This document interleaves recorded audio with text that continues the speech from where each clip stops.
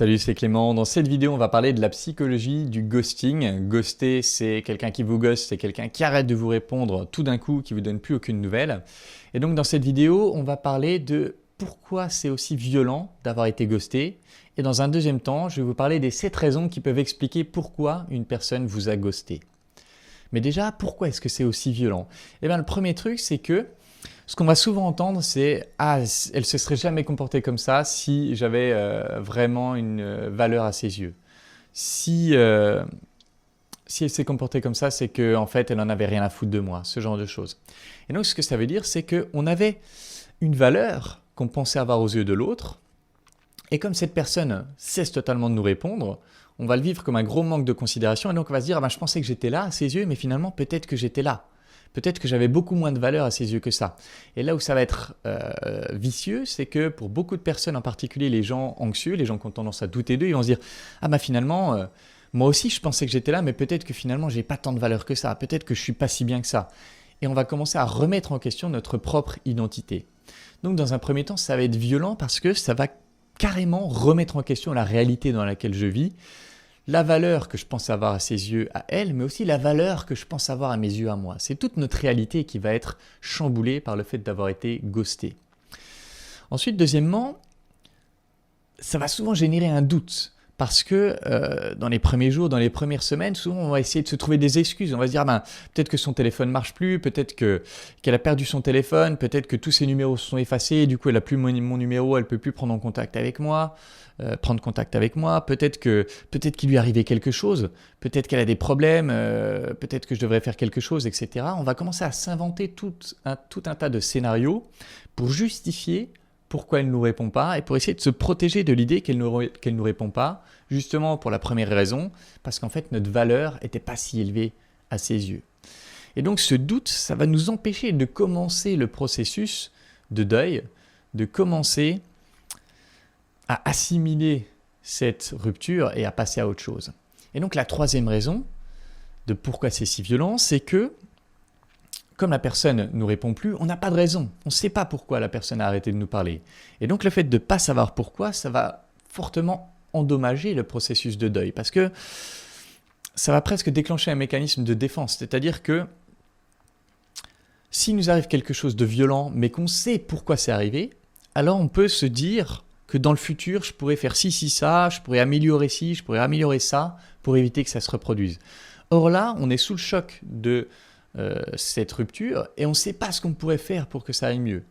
Donc ça amène à un comportement vraiment de paralysie, par peur de revivre ce genre de choses. Et ça va fortement ralentir le processus de deuil et ça va fortement ralentir votre envie de vous remettre dans une relation parce qu'il y a un peu cette épée de Damoclès où on se dit à tout moment ça peut se reproduire. Et donc ces 3 éléments-là, ça va faire que être ghosté, c'est extrêmement violent. Et du coup, je ne peux pas vous dire pourquoi telle personne spécifique vous a ghosté. Par contre, je peux vous offrir un panel de raisons que les gens évoquent. Alors comment j'ai fait? J'ai pris Google Scholar et j'ai lu tous les articles qui parlent du ghosting sur les 3 premières pages. Et il y a différents types de méthodologies, différents types de manières scientifiques de travailler, mais en prenant un peu à droite à gauche, j'ai pu réunir les raisons les plus courantes ou les raisons qui semblent être les plus clés de pourquoi une personne peut ghoster une autre personne. Et dans un premier temps, une personne, elle peut en ghoster une autre pour son bien-être à elle-même. C'est-à-dire que par exemple, imaginons que la fille vous perçoit comme un peu dangereux, potentiellement un peu violent. Si ça se passe mal, eh bien la personne peut arrêter de vous répondre d'un coup pour éviter de vous faire face dans un état de colère et pour éviter de se mettre en danger. Donc la personne peut le faire parce qu'elle vous fait pas confiance dans la maîtrise de vos émotions, concrètement. Ça, c'est une première raison. Une deuxième raison, c'est que si elle doit vous le dire en face, il va y avoir une discussion. Vous allez demander pourquoi, etc. Et souvent, ça va lancer une négociation. « Ah, mais je pourrais faire ci, on pourrait améliorer ça, etc. » Et si la personne a tendance à être trop gentille, elle sait qu'elle risque de céder lors de cette négociation. Et donc d'avoir encore une fois à repartir pour un cycle alors qu'au fond, elle sait que c'est fini. Elle sait qu'elle ne veut plus de cette relation. Mais donc par peur de céder en étant trop gentille, eh ben, elle va tout couper d'un coup pour éviter de tomber dans ce piège-là. Une autre raison qui est au final transversale, qui est liée à tout ça, c'est l'économie d'énergie. Elle va se dire, si je dois affronter en face à face, il va falloir débattre, etc. J'ai la flemme. Et donc, bien sûr, si elle a une vision au final pas si élevée de vous, elle va pas se faire chier avec ça, elle a d'autres choses dans sa vie. Et donc, par économie d'énergie, elle va préférer couper d'un coup plutôt que d'expliquer, de faire face à l'inconfort que c'est de le dire en face.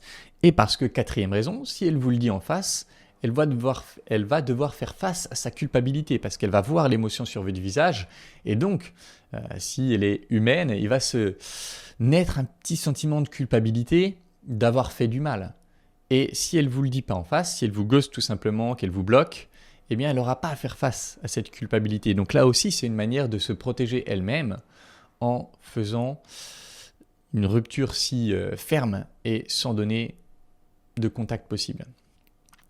Maintenant, une cinquième raison qui a été mentionnée beaucoup dans les articles, c'est le fait qu'une personne qui a été ghostée elle-même aura beaucoup plus tendance à ghoster par la suite.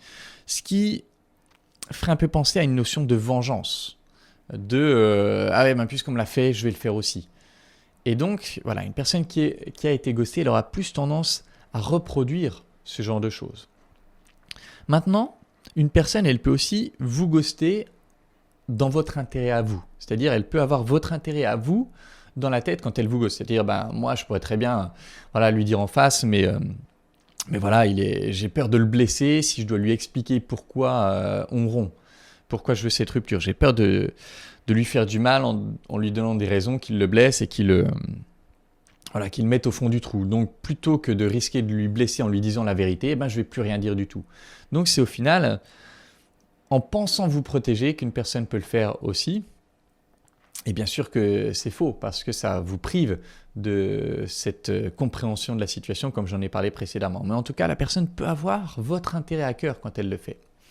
Et maintenant, la septième raison, qui est celle que j'ai trouvée la plus bizarre, c'est celle qui m'a étonné le plus, c'est qu'une personne peut vous ghoster dans votre intérêt à tous les deux. Pourquoi ? Parce que cette personne, ça va être le profil des gens qui croient au destin.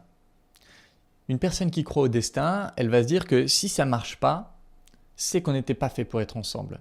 Et donc, c'est dans notre intérêt à tous les deux que je mette un terme fort à cette relation.